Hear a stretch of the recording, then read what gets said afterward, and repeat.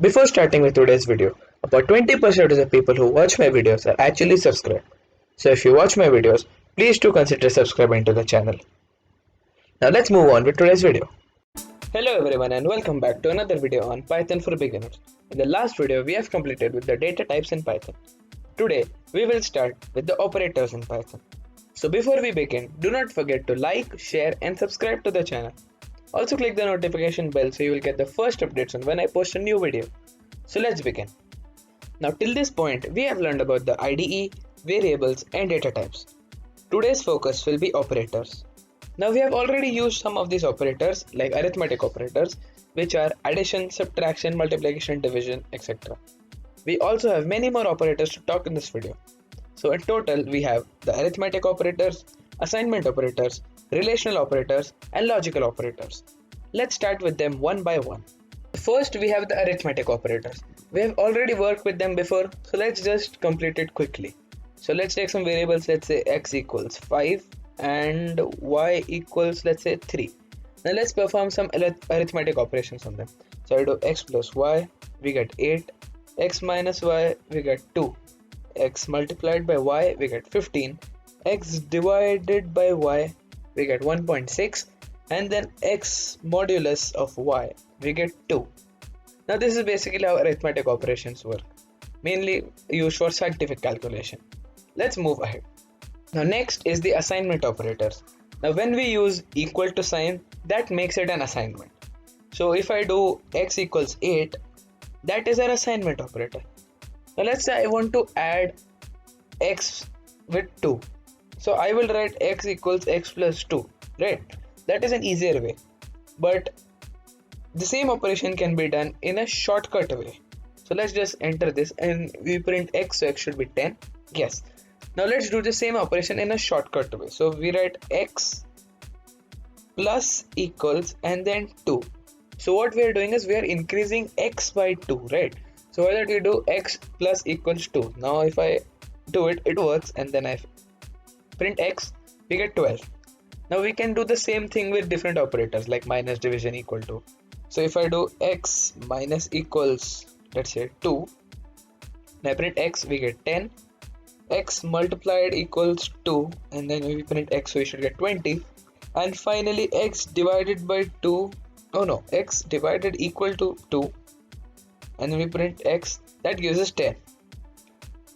Now let's say I want to assign, maybe let's a equals 5 and b equals, oh that should not be done, and b equals 6.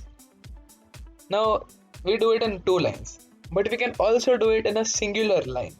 So let's give some different values. Let's give a equals 7 and b equals 8. So what we can do is we can do a comma b equals 7 comma 8. Now what this does is it gives 7 to a and 8 to b. Let's check both the values. So if I write a equals and b equals, we can see that a is 7 and b is 8. Now this is all about assignment operators. Let's move ahead. So let's move ahead to the next type of operator, which is the relational operator.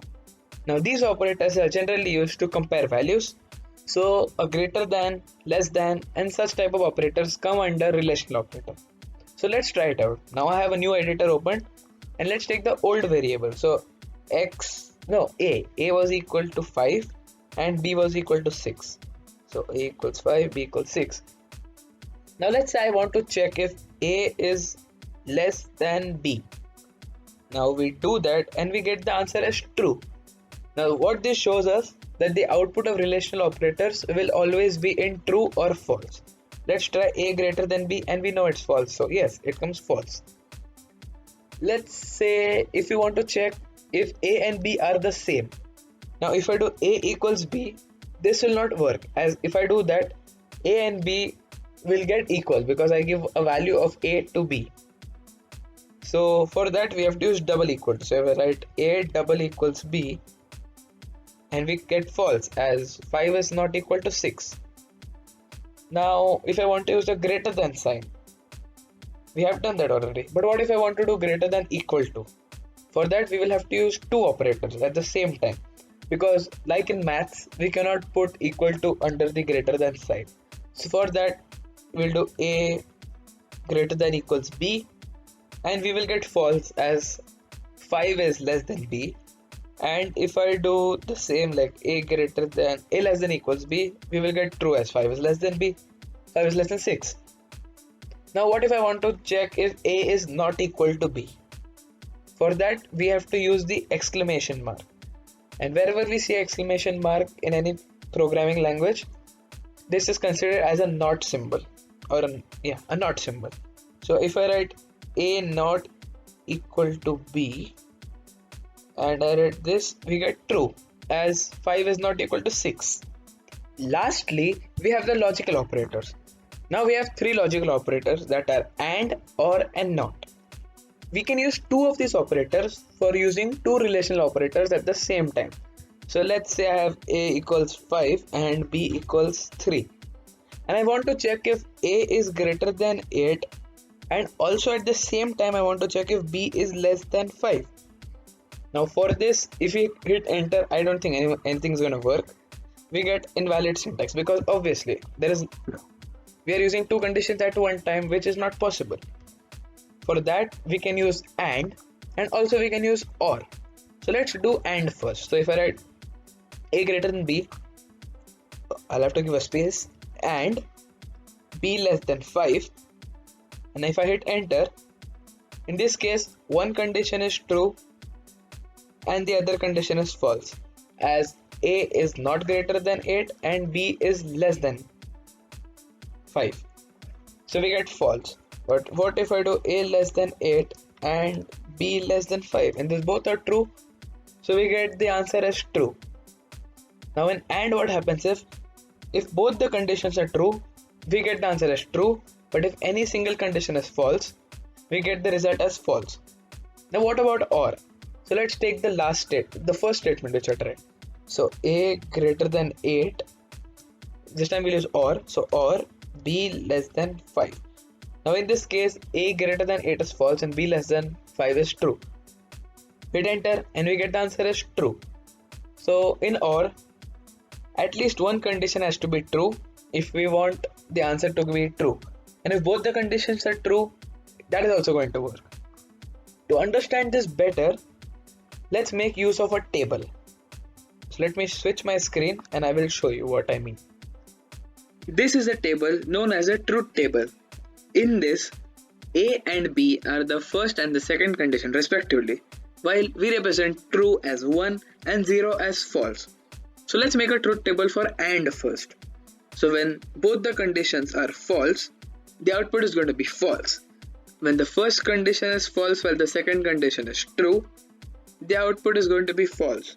When the first condition is true while the second condition is false, the output is going to be false. And when both the conditions are true, the output is going to be true. So whenever we use AND, the output is always going to be true when both the conditions are true. Now let's try the truth table for OR. So let me just erase all these numbers. And okay. So the truth table for OR is as follows. So when both the conditions are false, the output is going to be false. When the first condition is false while the second condition is true, the output is going to be true. When the first condition is true while the second condition is false, the output is also going to be true. And when the first and the second condition is true, the output is also going to be true. So in OR condition, when either one of the condition is true, we get the output as true. So this is all about logical AND and logical OR. Now let's talk about the NOT operator. Now talking about NOT basically reverses the output. So let's take x equals true. So let's assume that we have got an equation true. Wait, why?